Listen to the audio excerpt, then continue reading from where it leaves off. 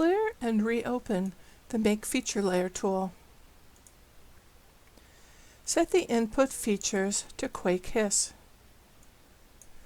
and name the output layer Damaging Quakes. Enter the expression mag is greater than 7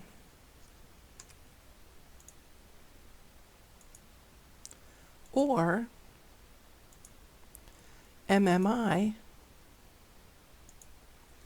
is greater than or equal to 8.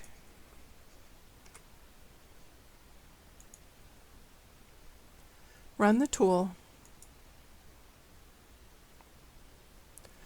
Remove the original volcanoes and QuakeHis layers, leaving the selection layers.